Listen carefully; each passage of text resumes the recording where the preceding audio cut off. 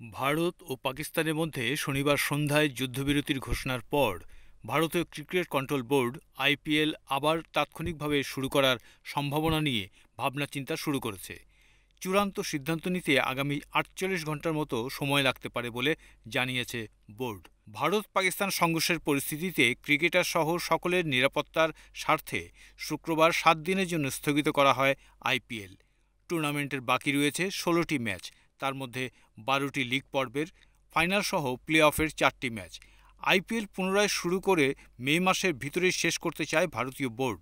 অবশিষ্ট ১৬টি খেলা শেষ করার জন্য তারা ১২ থেকে ১৪ দিনের একটি উইন্ডো খুঁজছে। এজন্য প্রতিদিন ২টি করে ম্যাচ দেওয়া যেতে পারে। বিসিসিআই সচিব দেবজিৎ শইকিয়া বলেছেন, আগামী সোমবারের মধ্যে ১০টি দলের কর্তৃপক্ষ, সম্প্রচারকারী চ্যানেল, সংশ্লিষ্ট রাজ্য ক্রিকেট সংস্থা, স্পন্সরদের সঙ্গে আলোচনা করবেন বোর্ড কর্তারা। আলোচনা করা হতে পারে বিভিন্ন দেশের ক্রিকেট বোর্ডের সঙ্গেও।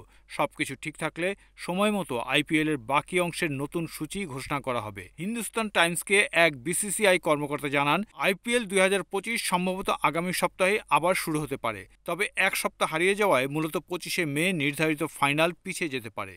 তবে বিসিসিআই চিন্তিত যে অস্ট্রেলিয়া ও দক্ষিণ আফ্রিকার খেলোয়াড়দের জন্য বিষয়টি জটিল হতে পারে, কারণ বিশ্ব টেস্ট চ্যাম্পিয়নশিপ ফাইনাল ১১ জুন লর্ডসে শুরু হতে যাচ্ছে।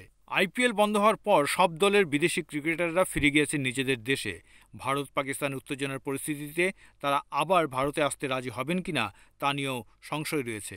অস্ট্রেলিয়া, ইংল্যান্ড, দক্ষিণ আফ্রিকা, নিউজিল্যান্ড, শ্রীলঙ্কা, আফগানিস্তান এবং ওয়েস্ট ইন্ডিজের ক্রিকেট বোর্ডগুলির অবস্থানও গুরুত্বপূর্ণ হতে পারে। এক রিপোর্ট অনুযায়ী লিগের ১২টি ও প্লে অফের 4টি মোট 16টি ম্যাচ আয়োজনের জন্য বেঙ্গালুরু, চেন্নাই ও হায়দ্রাবাদ এই 3টি ভেন্যুকে বেছে নিয়েছে বিসিসিআই।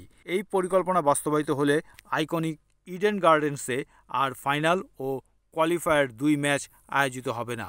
উল্লেখ্য, বিসিসিআই শুক্রবার ৯ মে লিগ স্থগিতের ঘোষণা করে। তার আগের রাতে ধর্মশালায় পাঞ্জাব কিংস এবং দিল্লি ক্যাপিটালসের মধ্যে একটি ম্যাচ মাঝপথে পরিত্যক্ত করতে বাধ্য হয়েছিল নিরাপত্তার কারণেই।